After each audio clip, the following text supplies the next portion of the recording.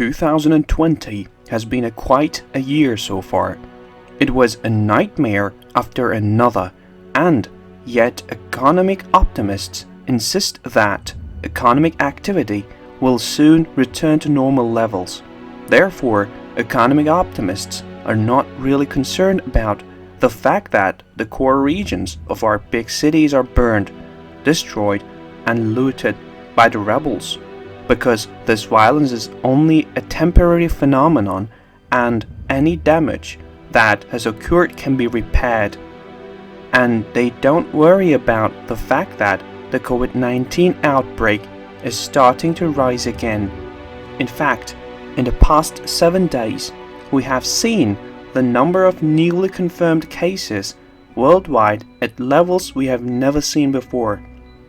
They only assume that the worst is behind us, and the majority of jobs and jobs lost during this epidemic will be quickly recovered. Wouldn't it be great if they were really true? Unfortunately, the truth is that economic conditions will not return to normal. Yes, when states begin to reopen their economies, some of the lost jobs will be recovered. However, during this new economic crisis, more than 100,000 businesses have already been permanently closed, and all these jobs have been lost forever. And yes, the level of economic activity will increase, but will be much lower than before COVID-19 started spreading like wildfire in the United States. At this point, even the constantly optimistic OECD admits that global economic activity as a whole will go down in 2020. If a second outbreak is seen, the OECD forecasts global growth will plunge by 7.6% in 2020 and remain well short of its growth activity levels from 2019, suggesting no V-shaped recovery. If a second wave can be avoided, the OECD forecasts the world economy will still contract by 6% this year and again fail to recover to pre-corona levels by the end of 2021. Both scenarios are sobering as the economic activity does not and cannot return to normal under these circumstances. OECD chief economist Lawrence Boone wrote in the report, a 6% or 7% drop in world GDP is definitely not normal. In fact, if this OECD projection is correct, we will talk about a global depression by the end of the year. Here in the United States, even though state economies around the country are reopening, a fundamental measure of consumer optimism has decreased. The IBD-TIPP Economic Optimism Index, a leading national poll on consumer confidence, declined by 5.4% in June. The index reading of 47 is at its lowest mark since September 2016. It also places the index in negative territory for the third consecutive month. For the IBD-TIPP indexes, a reading below 50 indicated pessimism. But all optimists tell me everything is better. In fact, they insist that a new golden age for America is just around the corner. It seems that the largest jewelry retailer in the United States does not share this optimism because they announced that they will close at least 150 stores. The world's largest retailer of diamond jewelry says it will not reopen at least 150 of its North America stores that were temporarily shuttered in March due to the COVID-19 pandemic. Signet Jewelers, which operates 3,172 stores globally, primarily under the name brands of K Jewelers, Sales, Jared the Galleria of Jewelry, and Piercing Pagoda, also plans to close an additional 150 stores by the end of its fiscal year, which ends in February 2021. Overall, the United States retail industry is facing a store closure that is unlike anything we have seen before. As many 25,000 United States stores could close permanently this year after the coronavirus pandemic devastated an industry where many mall-based retailers were already struggling. The number will shatter the record set in 2019, when more than 9,800 stores closed their doors for good, according to a report from retail and tech data firm Coresight Research.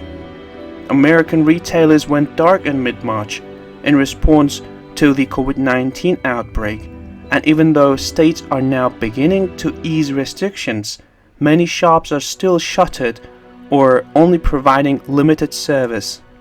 As of June the 5th, retailers have planned about 4,000 permanent store closures, including hundreds by JCPenney, Victoria's Secret, and Pier 1 Imports.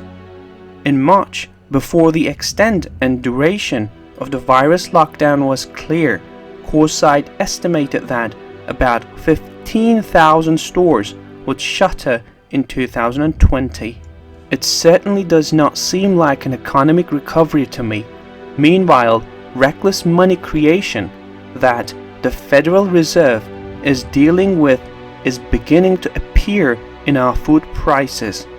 According to Nielsen, we have seen surprising food inflation in the past 3.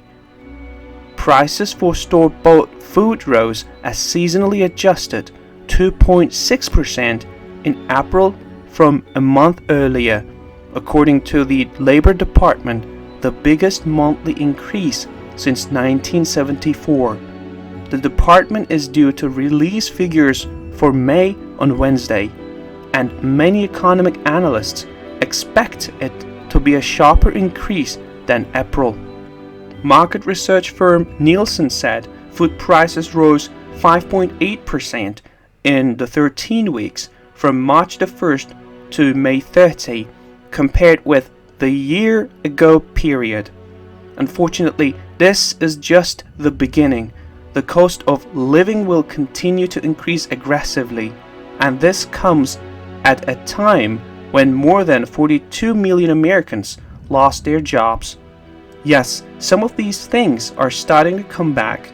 However, more and more Americans continue to lose their jobs every week, and economic activity will be higher than when almost everything was closed.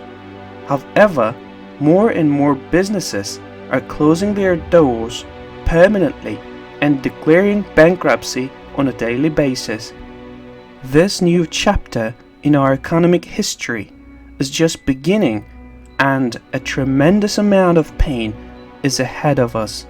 Of course, Fed President Jerome Powell does not fully agree with this assessment and works hard to convince us that a new economic depression does not begin. Sure, unemployment's only comparison is the Great Depression, and businesses across the country are closed, and many people are struggling to buy food. But Federal Reserve Chairman Jerome Powell does not see any similarities. I don't think that the Great Depression is a good example or likely outcome for a model of what's happening here at all. I really don't, he said. There are so many fundamental differences, and in fact, I agree that what we face, Powell, is not like the Great Depression of the 1930s. What we encounter in the long run will be much worse. The perfect storm is here, and our economy is shaking the core. Many people remain hopeful that the worst is left behind now, but what they do not realize is that what we have experienced so far is still an act of warning for the future. Most of the idea, comment, information, and criticism containing in these videos have been created by Daily News Report.